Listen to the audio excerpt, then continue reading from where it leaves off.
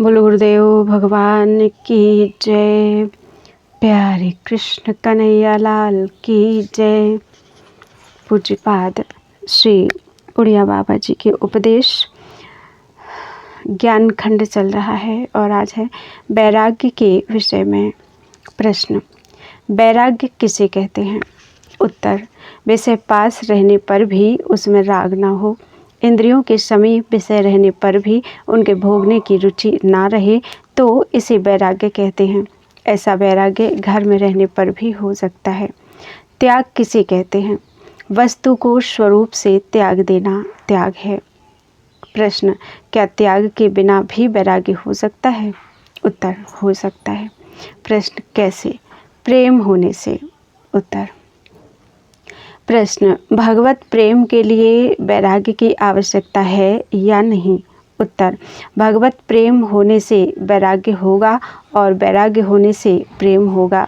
इनका परस्पर अन्योन्य संबंध है, अविनाभाव संबंध है। अर्थात वैराग्य के बिना प्रेम नहीं होता और प्रेम के बिना वैराग्य नहीं होता। प्रश्न, क्या साधु एक जगह का अन्न खा सकता है? उत्तर, नहीं, कभी नहीं। साधु को तो भिक्षा मांगकर ही अपना निर्वाह करना चाहिए। किसी एक स्थान पर बंध जाने से साधुता नष्ट हो जाती है।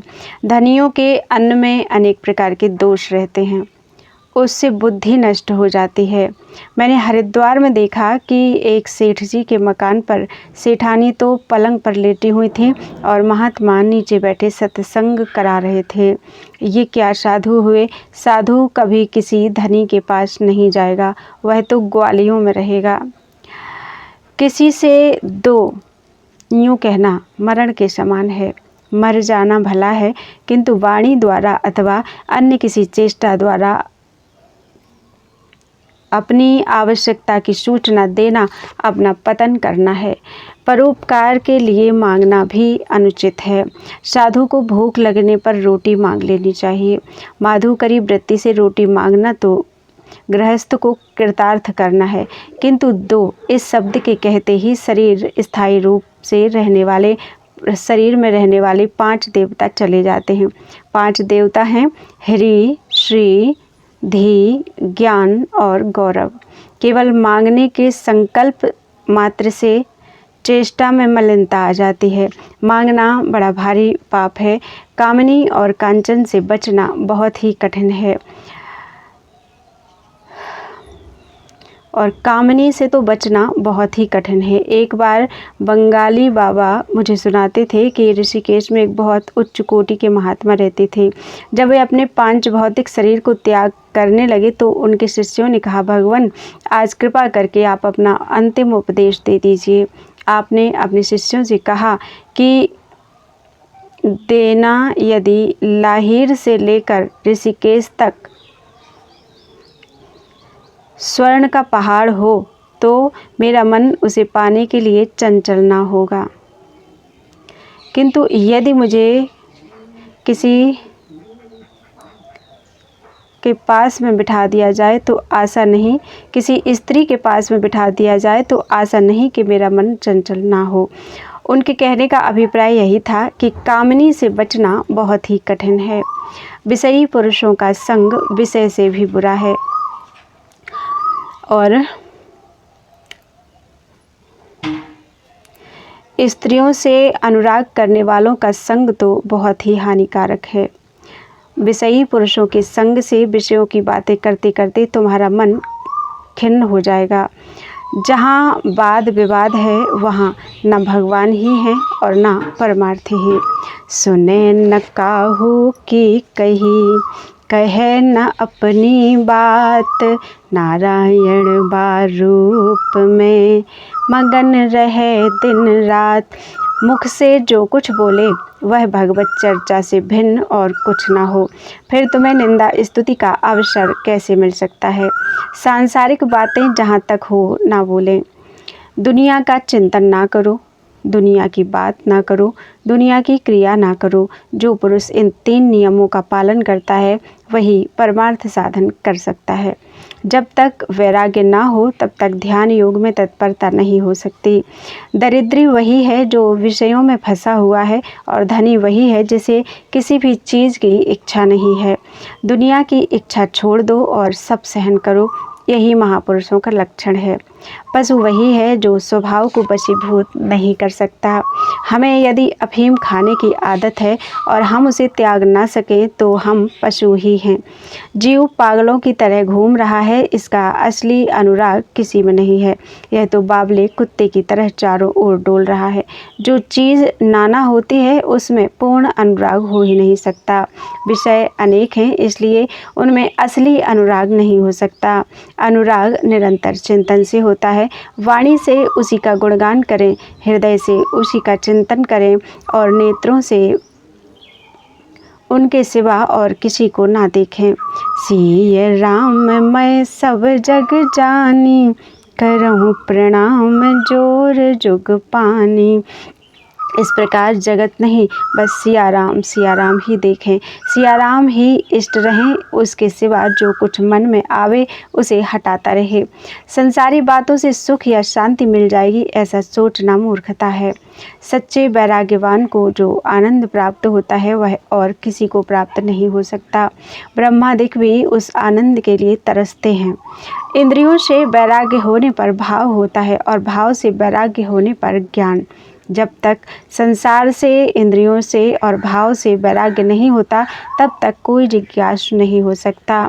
चित्त का विकार तभी जा सकता है जबकि शरीर मात्र को मलमूत्र का थैला समझा जाए। जन्म जन्मांतरों से हमारा विषयों में अनुराग है, इसी से भगवान में अनुराग नहीं होता। भगवान में पूर्ण अनुराग हुआ कि संसार से छुटकारा हो जाता है। जिस प्रकार निद्रा का अंत और जागरण दोनों एक साथ ही होते हैं। श्री अच्युत मुनि जी कहा करते थे कि त्याग करना तो सहज है किंतु वैराग्य होना बहुत कठिन है। त्याग का अर्थ है किसी वस्तु को छोड़कर दूर चले जाना, किंतु पास हो अथवा दूर हृदय में उसके प्रति राग न रहना, इसका नाम वैराग्य है। यह बहुत कठिन है। जगत का कोई पदार्थ नित्य नहीं है। धन, विद्या, बुद्धि, गुण, गौरव आदि सभी मृत्यु के साथ धूलि में मिल जाते हैं। यदि परमात्मा में राग ना हो और घर छोड़ दे तो इसे वैराग्य नहीं कहते। जो आत्मारामी या भगवत प्रेमी नहीं है वह दूसरों से व्यर्थ राग द्वेष करेगा ही। यदि हमें भगवत चिंतन करते हुए संसार की चीज़ें भी अच्छी लगती हैं तो समझना चाहिए कि अभी हम भगवत प्रेम से कोसों दूर हैं। जब हमें संसार की बढ़िया से बढ़िया चीज़ देखकर भी घृणा हो तब समझना चाहिए कि अब भगवान का अनुराग हुआ। भगवत भक्त को सभी चीज़ें तुच्छ जान पड़ती हैं। लंगोटी तक त्याग देना देह त्याग है और पंचकोश से ऊपर उठ जाना गेह त्याग है। एक बार बादशाह ने सुकरात से पूछा, आपके लिए कुछ जवाहरात भेज दूं? सुकरात ने कहा, हम जवाहरात क्या करेंगे, वे तो पत्थर के टुकड़े हैं। फिर बादशाह ने पूछा, कुछ रेशमी वस्त्र भेज दूं?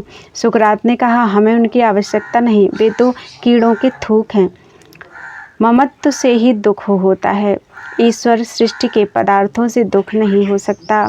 ईश्वर सृष्टि के पदार्थों में ममत्व करना ही जीव सृष्टि है।